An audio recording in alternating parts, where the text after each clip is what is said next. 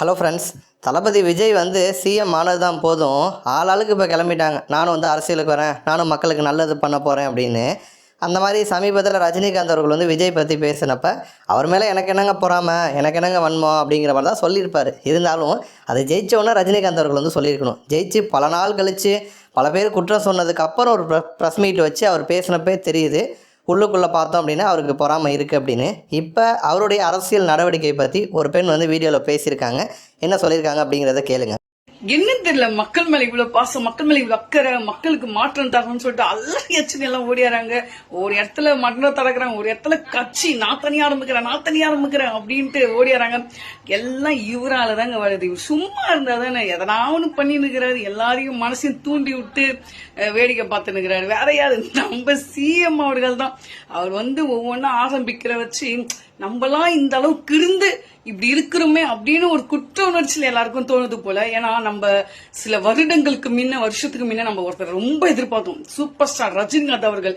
ரஜினிகாந்த் மக்கள் மன்றம் ஆரம்பிக்கிறேன்னு சொல்லி கொஞ்ச நாள் அவருக்கு ஹெல்த் இஷ்யூஸ் ஆச்சு. நான் இல்லையோ பாலிடிக்ஸ்லாம் வரமாட்டேன், எனக்கு அந்த அளவுக்கு ஹெல்த் போராடுற அளவுக்கு ஹெல்த் எல்லாம் கிடையாது அப்படின்னு சொல்லிட்டாரு. இப்போ என்னன்னா, அப்ப அதை ஆரம்பிச்சதுனால இப்போ ஒரு சின்ன ஒரு 5 வருஷம் 6 வருஷம் ஆரம்பிச்சதுனால இப்போ வந்து ஒரு ஆஃப்னேஜா ஆகி சூப்பரா அது வந்து நீங்க சேவையா ஆரம்பிச்சதுனால எவ்வளவு தொலை போயிருக்கும். ஆனா இப்ப ரஜினிகாந்த் அவர்களோட ஒய்ஃப் வந்து மக்கள் மேடை அப்படின்றது ஒரு விஷயம் ஆரம்பிச்சிருக்காங்க. எந்தெந்த மக்களுக்கு என்னென்ன தோணுதோ அதெல்லாம் வந்து நம்மளுடைய இதுல கலந்துட்டு நீங்க நல்லது பண்ணலாம். அவங்கவுங்க நல்லது பண்றது உங்ககிட்ட வந்து கலந்து நல்லது பண்ணணும் கிடையாது. அவங்களுக்கு தெரியும், அவங்கவுங்க பண்ணுவாங்க.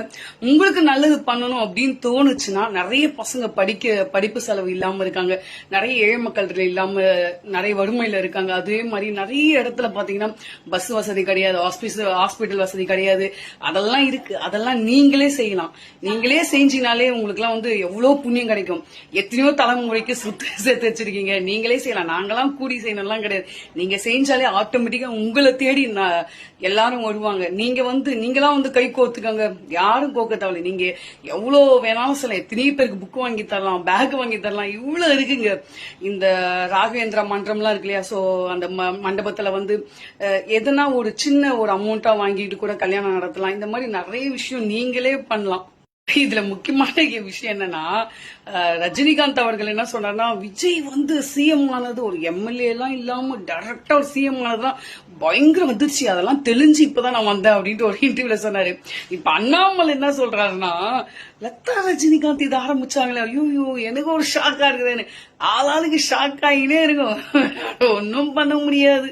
எனிவே லதாமா வந்து இந்த மாதிரி ஒரு விஷயம் ஆரம்பிக்கிறேன்னு சொன்னது எங்களுக்கு எல்லாம். இவங்க பேசுனதை பற்றி நீங்கள் என்ன நினைக்கிறீங்க அப்படிங்கிறத மறக்காமல் கமெண்ட்டில் சொல்லுங்கள். நன்றி.